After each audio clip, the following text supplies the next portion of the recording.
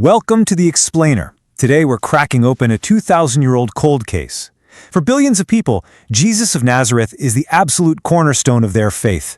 But, if you strip away the stained glass, the cultural traditions, and those neat little Sunday school summaries, there is a gritty historical reality here that is just completely overlooked. We're going to investigate the most famous miracle associated with his life, and we're doing it using strictly historical sources, ancient texts, and the consensus of modern scholarship. So prepare to step back into the first century with us to uncover a mystery that literally still baffles historians today. So I want you to ask yourself a question. What if the absolute most famous miracle of Jesus has actually been completely misunderstood for 2 millennia? We all carry this image of the event in our heads, right? Usually it's shaped by Renaissance paintings or Hollywood movies. But what do the actual original historical texts say? I want you to forget what you think you know for a second. We're going to look at the raw evidence, the raw human reactions, and the specific claims made by the earliest eyewitnesses. Because honestly, what they actually claimed happened is far more extraordinary and far more shocking than the popular myths. Okay, let's dive into this. Part 1, the historical reality.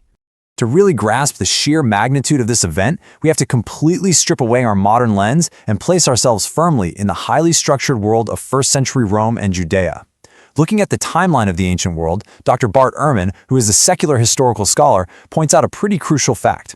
He notes that we just don't have archaeological records for virtually anyone who lived in Jesus' time and place. A lack of physical evidence is totally normal for 99.9% of the ancient world. Yet, as this master timeline illustrates, this obscure carpenter from a minor, dusty village stepped onto the stage of the massive Roman Empire and literally divided history in two. To investigate this, historians use something called the minimal facts approach. Basically, this means we're looking only at the data that is so strongly supported by historical evidence that pretty much every single scholar, whether they're an atheist, an agnostic, Jewish, or Christian, agrees on it. They universally agree that Jesus of Nazareth was a real, historical figure. They agree he was executed by crucifixion under the Roman governor Pontius Pilate, and they agree that shortly after his death, his followers sincerely claimed he appeared to them alive. These are our baseline facts, the true foundation of our cold case. Let's actually look at the outside evidence, because this isn't just coming from the Bible. Take Tacitus, for example. He was a first-century Roman historian. He absolutely was not a Christian. In fact, he despised the movement, calling it a mischievous superstition. Yet, as an official historian of Rome, he explicitly confirms the brutal historical reality of the crucifixion. He records that Jesus suffered the extreme penalty, meaning the cross, at the hands of Pontius Pilate. This gives us undeniable, hostile corroboration that the execution was a very real, very historical event. And this brilliantly illustrates our next piece of the puzzle. We have Flavius Josephus, an incredibly prominent Jewish historian writing in the 1st century. Now, while scholars do debate exactly how much of his text might have been later tweaked by Christian copyists, there is a remarkable consensus that Josephus authentically documented the weird, anomalous reports surrounding Jesus. He noted the crucifixion, sure, but he also recorded that Jesus' followers claimed he appeared to them restored to life on the 3rd day. So even the non-Christian historians were basically forced to document this massive anomaly. Which brings us to part 2, the cold case of the empty tomb. All right, so we have a confirmed execution and an explosion of claims that the victim was seen alive. Let's look at the physical scene of the crime. First off, we have to rule out the idea that Jesus somehow just survived the cross. The Romans were absolute experts at execution. They kept their power through brutal public intimidation. In the entire history of the Roman process of crucifixion, nobody, literally nobody, ever survived a full execution. The texts even note that under the extreme psychological stress before his arrest, Jesus experienced a rare medical condition called hematidrosis, where you actually sweat drops of blood. By the time he was taken down, his death was an absolute biological certainty. Now, knowing his followers claimed he would rise, the Romans and the temple authorities, they took zero chances. The historical texts describe a massive triple protection of the burial site. First, a huge, heavy stone was rolled over the entrance. Second, an armed guard was stationed right outside. And most importantly, a Roman seal was placed on the tomb. This seal was a massive warning. Anyone caught breaking it would face the full wrath of the Roman Empire, which almost certainly meant crucifixion for them too. Stealing the body would have been virtually impossible. And yet, the tomb was found completely empty. Part 3, the human shock. To really get to the bottom of this explainer, we can't just stare at stones and Roman seals. We have to look at the psychological state of the people who lived through this weekend. The followers of Jesus were completely shattered. They truly thought he was the Messiah who was going to overthrow the Romans. Instead, they just watched him die the most humiliating death possible. Historians actually note that the trauma of the crucifixion was equivalent to a 9/11 level event for his disciples. It left this incredibly deep, indelible memory imprint. They were hiding away in locked rooms, consumed by absolute terror and doubt. They weren't expecting a miraculous resurrection, they were expecting to be the ones executed next. But then, something completely inexplicable happens.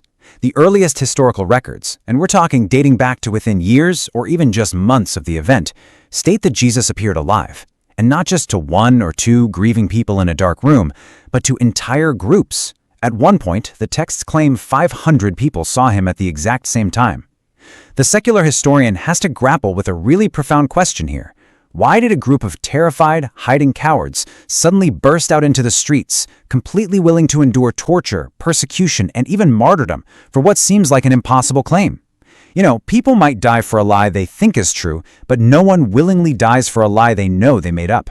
So, the crucial point is, Part 4, The Great Misunderstanding. Okay, we've established the historical consensus, the empty tomb, and the radical psychological shift of those eyewitnesses. But what exactly did they claim they saw? Well, this is where modern culture gets it completely wrong.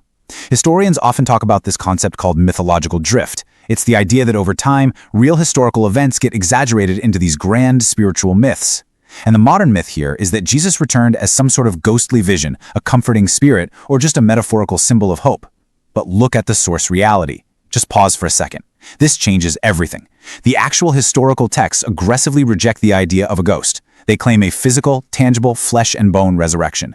The writers actually go out of their way to prove he was not a hallucination. Check out this exact quote from the Gospel of Luke. When Jesus appears to his disciples, they are terrified. They literally think they are seeing a ghost. And how does the text address this? Jesus says to them, "Touch me and see. A spirit does not have flesh and bones as you see that I have." He didn't rise as a mist or a phantom or some warm spiritual feeling in their hearts. The text is demanding a purely physical interpretation. He's pointing to the literal marks on his body. And honestly, if that wasn't enough, the texts include this incredibly gritty, almost bizarre detail. To prove he wasn't an apparition, he actually asked for food. They gave him a piece of broiled fish and he took it and ate it in front of them. Think about how strange and hyper-specific that is. If you were inventing a spiritual myth about a glowing, divine being, you don't have him chewing on a piece of broiled fish. This detail is included as the ultimate proof of physical reality. The one who conquered death was standing right there, tangible, unshakable, and eating dinner. Part 5. A Radical Reflection. So why does this misunderstood distinction even matter today? Well, think about it. If the early text simply claimed Jesus' spirit went to heaven, it would have been a nice, comforting story, completely acceptable to both the Roman and Jewish world. But the claim of a physical resurrection, that was a dangerous, radical paradigm shift. For the early followers, it meant that God doesn't just abandon the physical world, rather, he physically redeems it. It meant that matter, our bodies, and the earth itself were viewed as fundamentally good and destined for renewal. In their texts, Christianity doesn't end with a ghost floating away into the clouds to escape our problems. It ends with a renewed creation, a physical eternity, and a divine figure who literally steps directly into the dirt and pain of the human experience. So, we are left with the evidence. We have the undisputed existence and execution of Jesus. We have the historical anomaly of an empty tomb that literally no one could explain away. We have the radical transformation of terrified skeptics into willing martyrs. And we have ancient texts that stubbornly insist on a gritty, flesh and bone reality. If you strip away the centuries of tradition and just look at the raw data, you kind of have to ask the question for yourself. If the tomb was truly empty, what will you do with the historical reality of Jesus? I would absolutely love to hear how you interpret these sources, so please leave a comment with your thoughts down below.